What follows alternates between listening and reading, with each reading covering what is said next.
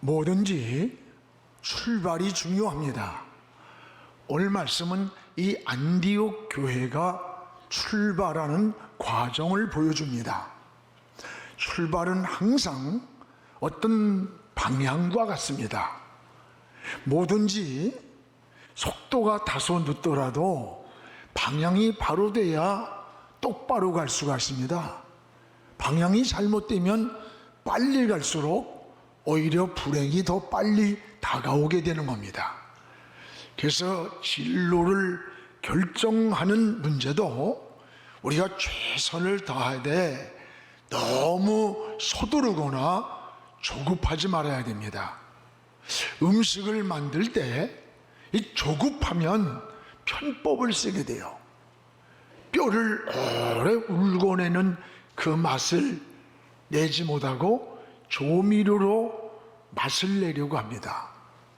그러면 그 오래 가질 못해. 교회도 마찬가지입니다.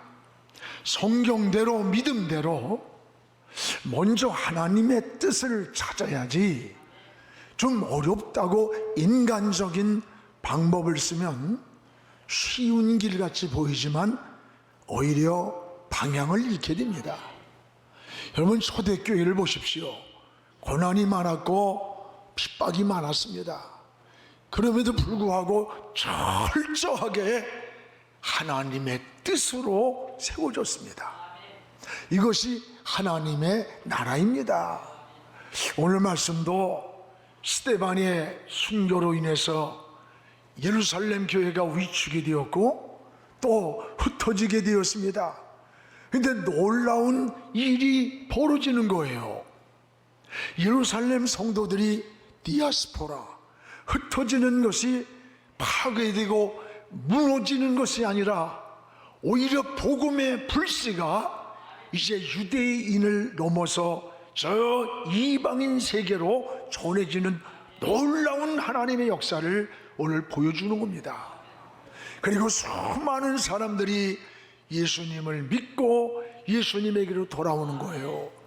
이게 하나님의 나라고 이것이 복음의 능력이라는 것을 우리가 알아야 돼요. 여기에 쓰임받은 한 사람이 나옵니다. 여러분, 예루살렘 교회에서 안디옥 교회로 파송한 바로 바나바라고 하는 사람입니다. 이 바나바를 통해서 안디옥 교회가 부흥의 역사가 일어났습니다.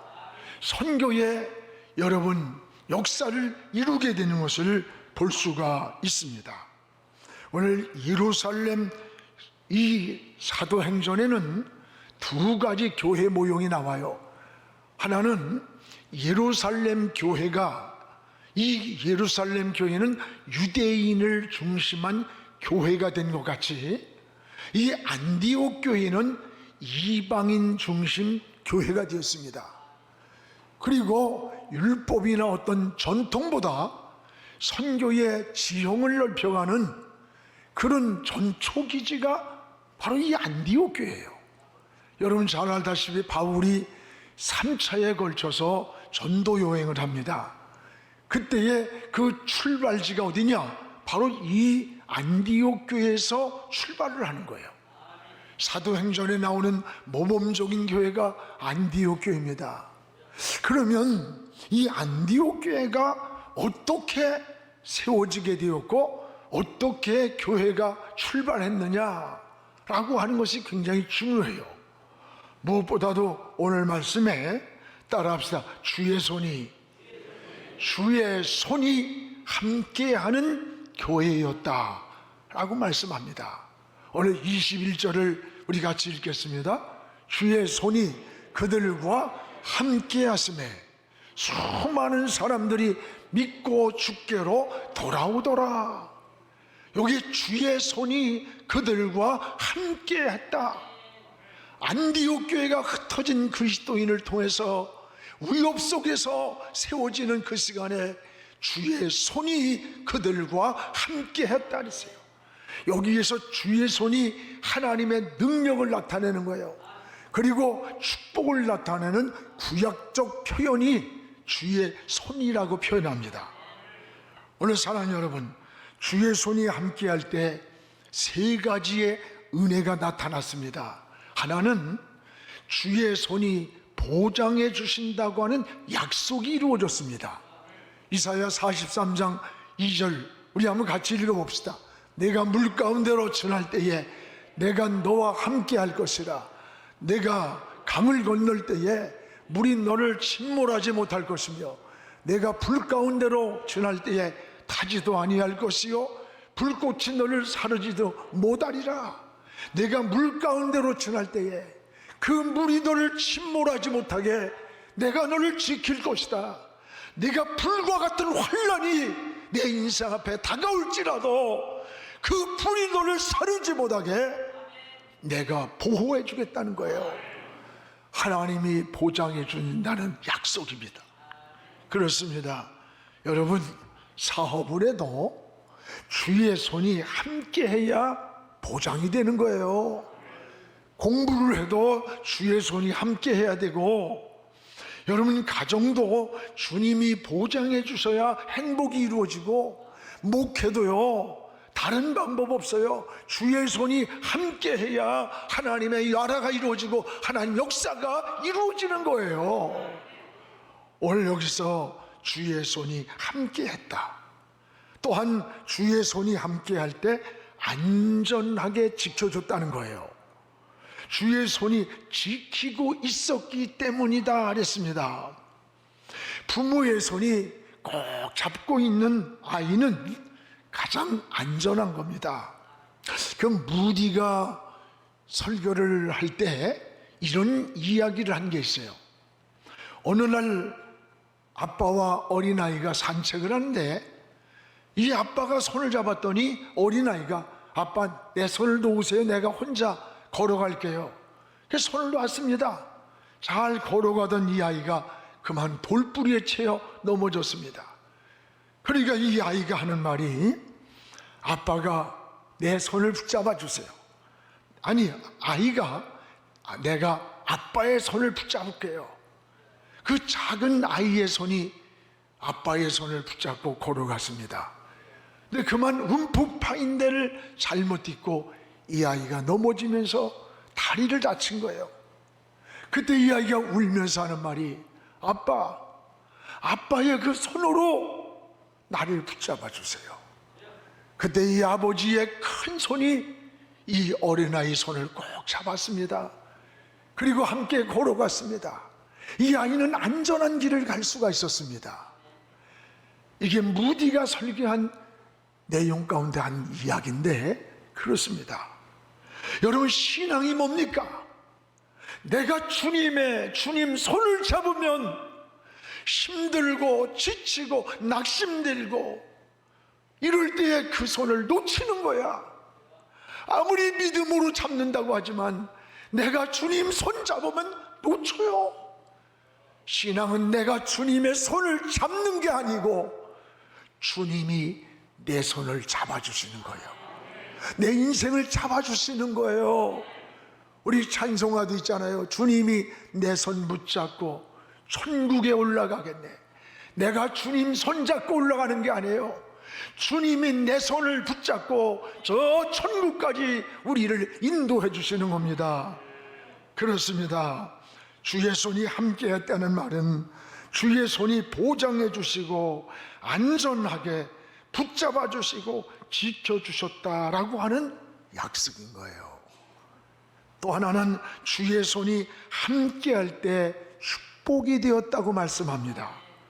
여기 신명기 28장 12절에 손으로 하는 모든 일에 복을 주리니, 여기 손을 축복으로 표현하는 거예요. 또 이사야 41장 10절에도 나의 의로운 오른손으로 너를 붙들리라. 하나님의 오른손으로 너를 붙들어 준다. 여러분, 창세기 49장에 보면 요셉이 아들 므낫세와 에브라임이 있어요. 그 할아버지 야곱이가 축복을 하는데 이 손을 바꿔가지고 차남머리에 우수 오른손을 얹고 장남머리에 왼손을 얹는 거야. 이걸 보고는 요셉에게 아버지 안 됩니다. 저 장남 므낫세 위에 오른손을 얹고 축복해 주세요 하니까 나도 안다. 그러나 지금 하나님이 우수의 축복을 에브라임 머리에 얹으라고 한다. 그래서 손을 억을 맡겨서 차남 에브라임 머리에 오른손을 얹고 축복하는 거예요. 여러분, 성경에 나타난 하나님의 손은 축복을 상징하는 거예요. 표현하는 거예요. 오늘 여러분, 우리는 이 안디옥 교회가 출발할 때 주의 손이 함께 했다. 주의 손이 함께 했다는 거예요. 여러분이 세상을 살아가는 동안에 참 어려운 일이 많아요. 내일이 보이지 않아요. 미래가 불투명해요. 우리가 어떻게 살아야 할지, 특히 젊은이들은 더해요. 그럼에도 불구하고 사업을 하든 여러분 인생의 진로를 정하든 여러분이 살아가는 인생길에도 바로 우리 주님의 손, 이 주님의 손이 여러분과 함께 하시기를 주의 이름으로 축원합니다. 또 하나는 이 안디옥 교회는 주님께 붙어있는 교회라고 했어요. 주님께 붙어있는 교회. 우리 23절을 같이 읽겠습니다. 그가 이러한 하나님의 은혜를 보고 기뻐하여 모든 사람에게 굳건한 마음으로 주와 함께 머물러 있으라. 여기에 하나님의 은혜를 보고, 오늘 바나바는 이 안디옥 교회에서 하나님의 은혜를 보았어요. 바나바가 안디옥 교회에 도착했을 때에 이 영적인 은혜의 파도를 타고 있는 이 안디옥 교회의 모습을 보고 너무 기뻐했던 거예요. 그렇습니다. 이 안디옥 교회는 은혜의 신령한 눈이 열렸습니다. 하나님의 은혜의 역사하심을 이 안디옥 교회를 보고 지금 바나바가 소개하는 거예요. 그렇습니다. 여러분, 교회의 본질이 뭐예요? 교회의 본질은 은혜입니다. 은혜. 이 은혜가 있어야 돼요. 헤세드라는 하나님이 위로부터 내리는 은혜와 임재가 있어야 돼요. 그래서 우리가 찬양을 할 때도 하나님의 은혜가 있어야 되고, 기도해도 은혜가 있어야 되고, 말씀을 들으면서도 하나님의 은혜 속에서 성령의 임재를 경험해야 되는 거예요. 하나님의 은혜가 이 안디옥 교회에 하나님의 은혜를 보고 기뻐했다는 거예요.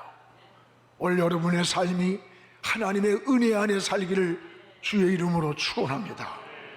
또한 굳건한 마음으로 오늘 주님께 머물러 있으라라고 하면서 권면을 하는 거예요. 여기 23절에 보면 모든 사람에게 굳건한 마음으로 주와 함께 머물러 있으라. 여기 주와 함께 머물러 있으라, 이 말은 주께 붙어 있으라 이런 뜻이에요. 주님께 붙어 있으라는 거예요. 여러분, 생명체는 줄기에서 떨어지면 죽습니다. 가지가 1mm만 줄기에서 떨어져도 그 가지는 열매를 맺을 수가 없는 거예요. 그래서 예수님도 나는 포도나무야, 너희는 가지다. 가지가 만약에 떨어지면 말라 죽나니, 주님으로부터 떨어지면 죽는다는 거예요. 그렇습니다. 오늘 사랑하는 여러분, 생명체는 줄기에 붙어 있어야만 사는 거예요. 그래서 예수님이 나는 포도나무라는 거야, 너희는 가지라는 거예요. 내게 붙어 있어야 산다는 거예요. 오늘 바나바는 안디옥 교회의 은혜의 모습을 보면서 권면하는 거예요. 여러분, 하나님은 오늘 여러분에게 이런 말씀을 권면하고 있다는 거예요. 이 성령이 주시는 세미한 음성, 하나님의 세미한 음성을 듣기를 주의 이름으로 축원합니다. 굳건한 마음으로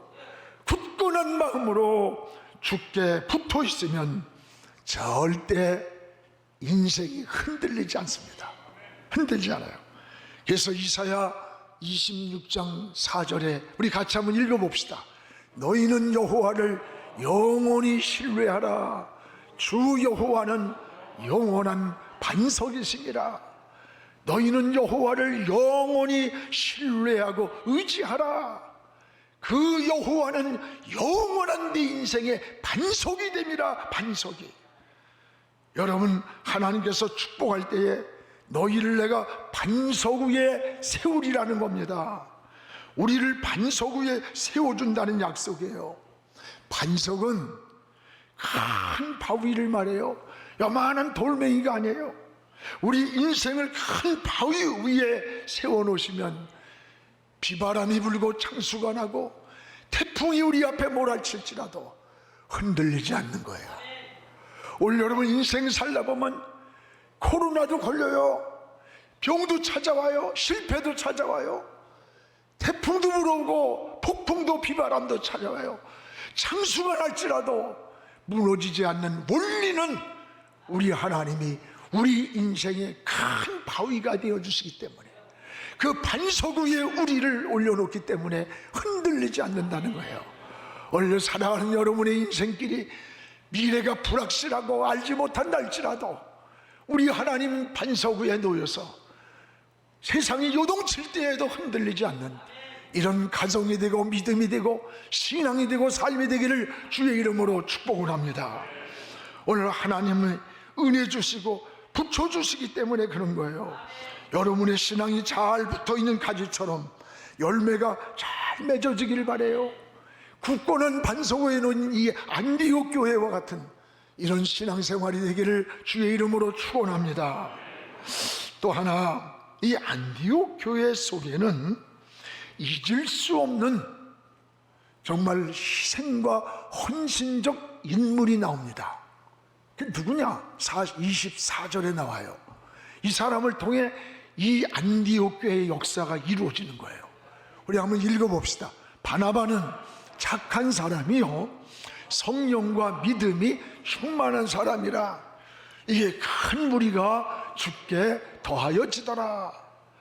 여기에 안디옥 교회에 파송받은 헌신과 충성된 바나바라는 사람입니다. 예루살렘 교회에서 파송한 이 바나바를 통해서 안디옥 교회의 부흥의 원동력이 되는 거예요. 부흥의 역사를 이루는 거예요. 그럼 이 바나바라는 사람은 어떤 사람이느냐? 오늘 여기 보면 세 가지로 소개를 합니다. 하나는 착한 사람이었다 그랬어요. 착한 사람이었다. 성경에 착한 사람이란 말을 그렇게 많이 나오질 않아요. 이 착한 사람이란 말은 두 가지예요. 하나는 인격을 갖춘 사람. 인격이 뭐예요? 지정의의 균형이 잡힌 사람을 말해요. 여러분, 바나바는 심성이 본래 좋은 사람이에요. 또 하나 착한 사람이란 그 내면에 쌓인 선한 성품을 가진 사람이라는 거예요. 여러분, 마태복음 12장 35절에 보면 이런 말씀이 나와요. 우리 같이 읽어봅시다. 마음에 쌓인 선에서 선한 것을 내고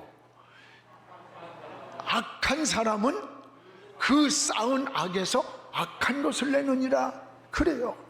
그 마음속에 쌓인 선이 선을 만들고 그 안에 악이 들어있으면 악한 것을 내게 된다는 거예요. 맞습니다. 여러분, 어떤 사람은요 인격이 까칠한 사람들이 있어. 참 인격이 까칠하고 모간하고 늘 파괴적인 그 성격적 교람이 있는 사람이 있습니다. 또 이런 설교하니까 아이고, 우리 남편 그 인간이요, 우리 아내 그 여자야, 우리 직장에 어느 누구야, 그렇게 생각하면 안 돼. 항상 설교는 나를 중심에 설교를 들어야 돼. 내가 그런 사람이다 라는 생각을 가져야 되는 거예요. 예수 믿으면서도 본성적인 성품이 자꾸 불쑥불쑥 튀어나와서 그 은혜의 불을 꺼트리는 실수를 저지르는 거예요. 여러분, 직분을 가지고도 그래서 하나님의 영광을 가리려는 일이 사실 많아요. 이 성품이라는 게 굉장히 중요한 겁니다. 근데 놀라운 은혜가 있어요. 이 경건한 훈련을 통해서 이런 성품이 다듬어질 수 있다는 사실이에요. 여러분께서 디모데전서 4장 7절에 이런 말씀이 있습니다. 우리 읽어봅시다. 망령되고 허탄한 신화를 버리고 경건에 이르도록 네 자신을 연단하라. 경건과 연단이란 말은 네 인생을 경건한 훈련을 하라는 거예요. 경건의 훈련이 필요합니다.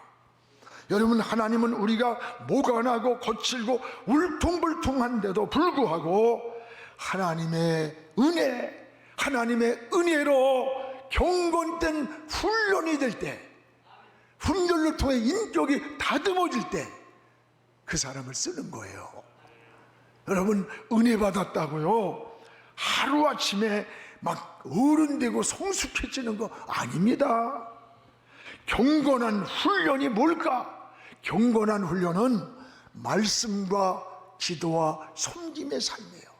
늘 말씀과 기도와 섬김의 삶을 통해서 우리의 인격과 성품이 다듬어져야 되는 거예요.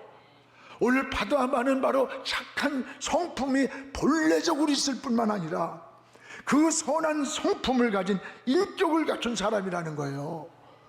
오늘 여러분 직장에서, 사회에서, 가정에서 여러분 까칠한 사람, 모가 나는 사람, 성품이 꼭 울퉁불퉁해서 상처를 내고 여러분 피스메이커가 되어야 할 사람이 트러블 메이커가 되는 이런 내 모습은 아닙니까? 오늘 하나님 앞에 우리는 온전한 사람이 없어요. 또 하나, 바나바는 성령이 충만한 사람이라고 했습니다. 바나바의 착한 심성에 성령이 충만했으니까 이게 얼마나 좋은 그릇이겠어요. 좋은 그릇에 좋은 것을 담겼어. 이것을 성경에는 질그릇에 보배가 들어있다는 거예요. 보배가 들어있는 거예요. 우리 안에 성령이 지배할 때 그게 바로 보배가 되는 거예요. 우리도 성령으로 충만하기를 늘 하나님께 기도해야 돼요. 여러분, 성령이 우리 마음을 지배해야 돼. 우리는 모간하고 고친 또 울퉁불퉁한 우리의 인격일지라도 우리 안에 성령이 지배할 때 우리의 삶이 바꿔지는 거예요. 사람은 마음에 있는 것이 이 밖으로 나오게 됩니다. 그래서 여러분, 마음에 근심이 있는 삶을 보세요. 얼굴에 어둠이 꼈어. 먹구름처럼 껴 있어요. 또 여러분, 혈기가 나 있는 사람 보세요. 분노가 마음에 나 있는 사람 보면 그 눈빛과 막 입가에 혈기가 막 그냥 말을 해도 막 독소가 있는 말을 하는 거야. 그거는 그 마음속에 분노가 들어있다는 증거예요. 반면에 여러분 마음에 평안하고 기뻐 보세요. 행복한 말을 하게 돼요. 행복이 나와요. 성령이 충만하고 있을 때 어때요? 영적인 에너지가 나오는 거예요. 제가 이 말씀을 전하려고 지금 하는 거예요. 여러분, 성령으로 충만할 때 영적인 새 힘이 나오는 거예요. 영적인 에너지가 나와서 세상을 이기고 죄를 이기고 나를 이기고 원수마귀를 이기면서 이 환경에 끌려가는 자가 아니라 지배되는 자가 아니라 환경을 이기는 거예요. 우리 그리스도인들은 파도를 보고 빠져가는 자가 아니라 파도를 잠잠케 하시는 예수 그리스도의 능력을 가지고 저 파도를 잠잠케 하시는 주님을 바라보는 거예요. 우리의 시선이 주께로 향할 때 성령이 우리의 삶을 지배하는 거예요. 사랑하는 여러분, 오늘 바나바처럼 성령이 충만한 자가 되기를 늘 하나님께 기도할 수 있기를 축복합니다. 또 하나, 오늘 바나바는 믿음이 충만한 자라고 했습니다. 믿음이, 바나바는 착한 사람, 성령과 믿음이 충만한 사람이다. 하나님의 모든 역사는 믿음을 통해서 나타나는 거예요. 창세기 1장부터 계시록 22장까지 관통하는 66권의 키워드가 뭐예요? 믿음입니다. 믿음. 창세기 1장 1절 태초에 하나님이 세상을 창조하셨다라고 하는 걸 믿을 때 이 믿음의 역사가 계시록까지 가는 거예요. 여러분, 성경을 아무리 수백 번을 읽고 수천 구절을 암송했다 할지라도 믿음이 빠져 있다면 그것은 아무 소용이 없는 거예요. 오늘 바나바는 착한 인격만이 아니라 성령과 믿음이 충만했다는 사실이에요. 하나님은 믿음의 사람을 통해서 하나님의 나라를 이루는 겁니다. 하나님의 역사를 이루어 가십니다. 오늘 저와 여러분이 어떤 사람이 되어야 되는 겁니까? 여러 가지 선한 일, 착한 사람 다 좋아요. 그러나 가장 중요한 믿음의 사람이 되기를 주의 이름으로 축원합니다. 어떤 인생의 문제를 만나든 어떤 사건 앞에든 믿음으로 바라보고 믿음으로 생각하고 믿음으로 십자가를 향해 걸어가는 사람, 이 사람이 하나님의 사람이고 믿음의 사람인 거예요. 우리가 인생을 살다 보면요, 좋은 일만 있지 않아. 때 아닌 장애물도 만나고 때로는 코로나도 만나고 질병도 만나고 실패도 만나.